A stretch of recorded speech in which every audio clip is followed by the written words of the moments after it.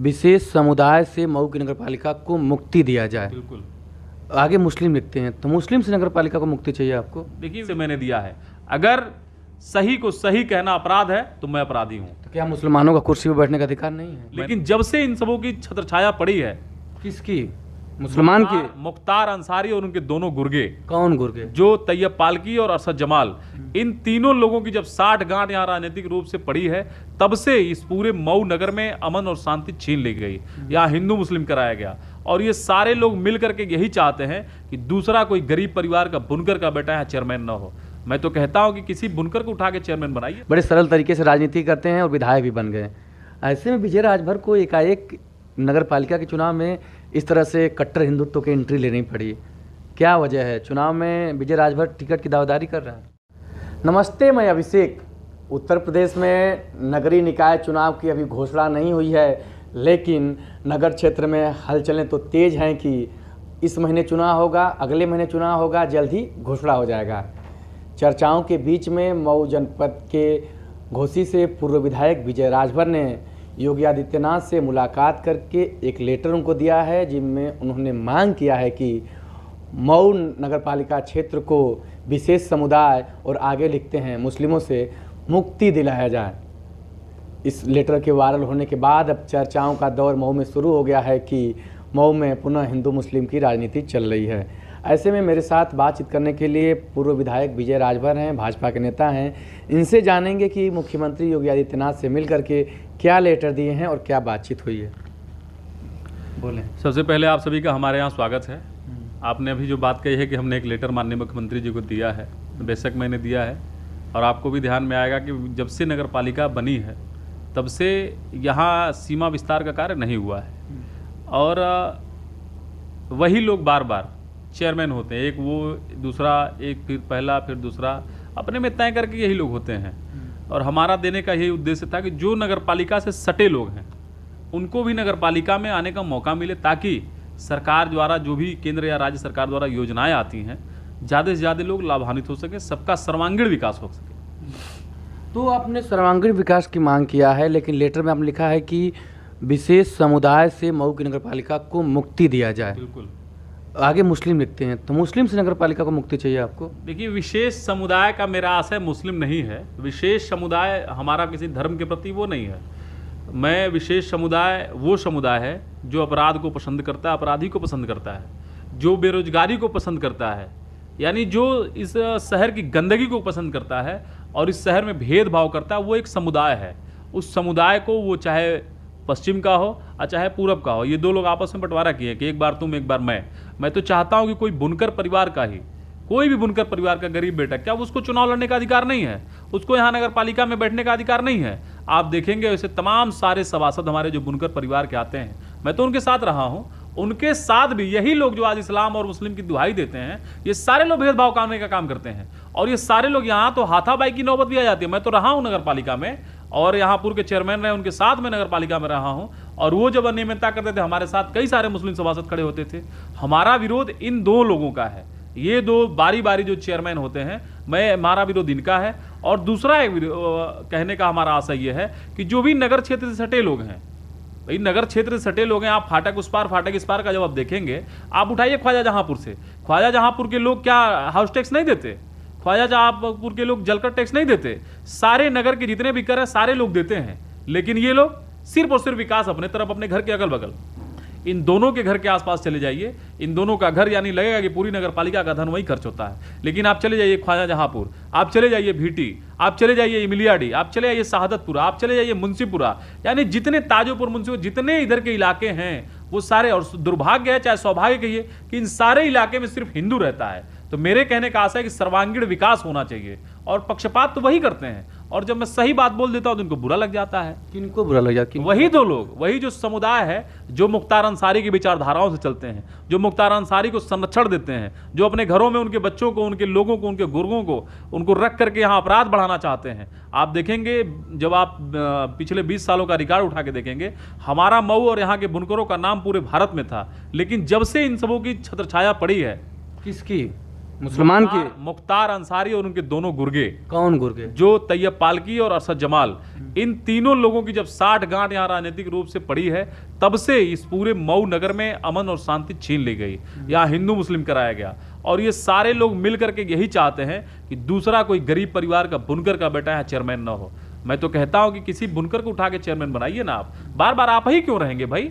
मेरा इसका विरोध है। तो आप जब मुख्यमंत्री जी को लेटर देते हैं तो उसमें तो आप ये भी लिख सकते थे ना कि मुख्तार अंसारी के आदमियों से मऊ की नगर पालिका को मुक्ति मिले, आप मुस्लिम समुदाय से मुक्ति मिले, ये क्यों लिखे? देखा, हमार केहू व्यक्ति से ये मुक्ति दिलावे का हमार लड़ाई ना है। हमार लड़ाई एगो विचारधारा से मुक्ति देवे के है, और किसी भी विचारधारा को समाप्त करने का, विचारधारा में लोग जो होते हैं वो छोटी मात्रा में नहीं होते हैं, ई कुल बहुत बढ़ियार संख्या में हों कुल। और तू देखा पुलिस और सरकार एकदम लगल इन्हें समाप्त करे के, और इनकी जो विचारधारा है नौजवानों को बिगाड़ देना, उनको गलत रास्ते पे ले जाना, इस विचारधारा को समाप्त करना, और उसी को हम समुदाय कहते हैं। वो एक समुदाय है। मेरा इस्लाम धर्म पे कोई टिप्पणी नहीं, मैंने इस्लाम के खिलाफ कुछ नहीं लिखा। मैं तो स्वयं मैं कहता हूँ कि मैं दुर्गा पूजा महासमिति का महामंत्री था, हमारे वो ताजियादार थे, हमारे अध्यक्ष हैं वो मकसूद, उनके साथ हमारे अच्छे संबंध हैं। कई हमारे मुस्लिम दोस्त हैं जिनके परिवारों तक हमारा उठना बैठना है, आज भी मैं उनसे कहता हूँ। और मेरा किसी धर्म को टीका टिप्पणी या उसको ठेस पहुंचाना मेरा कोई मकसद नहीं है। मेरा जो मकसद है, खुला मकसद है कि उस विचारधारा जो गुंडा प्रवृत्ति की है, जो अपराधी प्रवृत्ति, जो अपराधी पैदा करते हैं, जो बेरोजगारी पैदा करते हैं, उसको समाप्त करना, और इन दो लोगों को समाप्त करना। ये दो लोग क्यों, यही दो लोग रहेंगे। अगर बुनकर, किसी बुनकर को लाइए, किसी और गरीब परिवार से लाइए, सबको लोकतंत्र में सबको मौका देना चाहिए, और उसी मौके को छीनने के लिए, उसी मौके को समाप्त करने के लिए ये चाहते हैं कि नगर का विस्तार न हो। लेकिन देखिए, आपका लेटर जो है, लेटर्स तो साफ जाहिर है, आप आग ऊपर लिखते हैं कि मुस्लिम एक समुदाय विशेष से मऊ नगर पालिका को मुक्ति मिले, कोष्ट में लिखते हैं मुस्लिम, और कहते हैं कि नगर पालिका का विस्तार किया जाए, गाँवों को जोड़ा जाए। यानी आपका सीधे पूरा कहना है कि हिंदू आबादी को जोड़ा जाए ताकि मुस्लिम लोगों से मऊ की नगर पालिका को मुक्ति मिले। इस पर क्या कहेंगे? अच्छा ये बताइए, हिंदुओं को नगर पालिका में रहने का अधिकार नहीं है क्या? इधर की आबादी को अच्छे रास्ते पे चलने का अधिकार नहीं है क्या? इधर के जो लोग हैं, जो नगर पालिका सटे हैं, जो नगर पालिका में आके रोजगार करते हैं, रोजी रोजगार करते हैं, उनको रहने का अधिकार नहीं है क्या? राजभरों को रहने का अधिकार नहीं है? यहाँ जो नौसोपुर के यादव उनको रहने का अधिकार नहीं है? यहाँ जो दलित हमारे रहते हैं उनको अधिकार नहीं है? सिर्फ और सिर्फ यही लोग रहेंगे? मेरा साफ कहना है कि हमारे पार्टी का, हमारे जो सरकार का मकसद है कि सबका साथ, सबका विकास, सर्वांगीण विकास, उसी नीयत से मैंने दिया है। अगर सही को सही कहना अपराध है तो मैं अपराधी हूं। तो क्या मुसलमानों का कुर्सी पर बैठने का अधिकार नहीं है? मैंने ये कभी नहीं कहा। मैं तो कह रहा हूं किसी भी बुनकर के बेटे को लाइए, किसी भी गरीब परिवार के बेटे को लाइए, वही दो लोग क्यों रहेंगे? मेरा इसका विरोध है। तो लेटर में आपने काहे नहीं लिख दिया? आपको लिखना चाहिए था ना कि इनसे, मुख्तार गैंग से मुक्ति चाहिए। देखिए, वो गैंग अगर इस कह देंगे तो वो समुदाय के पीछे छोटा हो जाएगा। इनका गैंग नहीं, ये पूरा एक समुदाय है। माने ये एक समझिए कि बस्ती टाइप का चलाते हैं। पहले जो राजा रजवाड़े होते थे, देखेंगे जगह जगह उनका वो चलता था, उस प्रकार से इनका एक वो पूरा बसा हुआ है। कैसे कहेंगे? मैं उसको यही कहूँगा कि इसके समुदाय को, यानी उस पर हमला करना है, इसको पूरा समाप्त कर देना है। और वो समुदाय तभी समाप्त होगा जब हम उस विचारधारा को बदलेंगे। और हमने लड़ाई शुरू कर दी है, और आप तमाम जगह जाके देख लीजिए। मैं तो कहता हूँ भाई कि इन्हीं लोगों के घरों के आसपास के रास्ते क्यों सही होने चाहिए? हमारे जो यहाँ गालीपुर में जो हरिजन बस्ती में लोग रहते हैं, उनके रास्ते अच्छे नहीं होने चाहिए? हमारे इमिलिया के लोग जो रहते हैं, उनके रास्ते अच्छे नहीं होने चाहिए? हमारे ताजेपुर के रहने वाले लोगों के रास्ते अच्छे नहीं होने चाहिए? आप चले जाइए मखनवा में, ये मुस्लिम आबादी है, वहाँ के स्थिति देखिए, लोगों को समय से पानी नहीं मिलता, वो भी मुस्लिम है। मैं भी उनके पक्ष में रहता हूँ, उनकी समस्याओं से लड़ता फिरता हूँ। आप मुंशीपुरा में चले जाइए, वहाँ भी कुजड़ा समाज के लोग हैं, मुस्लिम समाज के लोग रहते हैं, जो इस्लाम को मानते हैं, इस्लाम के लोग रहते हैं, वहाँ भी लोगों को दिक्कत है। मैं इनकी विचारधारा से मैं फाटक उस पार का ही अपना राज चलाना चाहते। फाटक इस पार आदमी नहीं रहता है, फाटक इस पार की जनता नहीं है। और आप यहाँ अपना कूड़ा निकाल के ले जाएंगे, फेंकेंगे, वहाँ चले जाएंगे पूरा घाट के पहले हमारी एक ग्राम सभा है, उस ग्राम सभा में ये जमीन खरीद के कूड़ा फेंकेंगे, गंदगी फेंकेंगे। जो नगर पालिका से सटे है वहाँ गंदगी आप फेंकेंगे, और उसको सम्मिलित करने में शर्म आती है। ये दोनों लोग उसी का विरोध कर रहे हैं। ये जानते हैं कि जब सीमा विस्तार होगा तो हमारा जो ये समुदाय टूट के खत्म हो जाएगा। हमारा यही विरोध है। तो आप समुदाय कर रहे हैं, लेकिन ये बात है नगर क्षेत्र में मुस्लिम आबादी अधिक है तो वो अपना नेता बन जाते हैं। चाहे आप कोपागंज ले लीजिए, आपका अदरी ले लीजिए, घोसी ले लीजिए, हर जगह तो हैं। तो ये तो चर्चाएं चल रहा है कि ये पूरा सुनियोजित तरीका रचा जा रहा है भाजपा का कि मुस्लिम कोई नगर की कुर्सी पर न बैठे। देखिए, भारतीय जनता पार्टी कहती है कि हम सबका साथ और सबका विकास करना चाहते हैं, किसी एक का प्रभुत्व नहीं रहेगा, ये साफ हम कहते हैं। सर्वांगीण विकास ही हमारा नारा है और सबको लेके हम चलना चाहते हैं।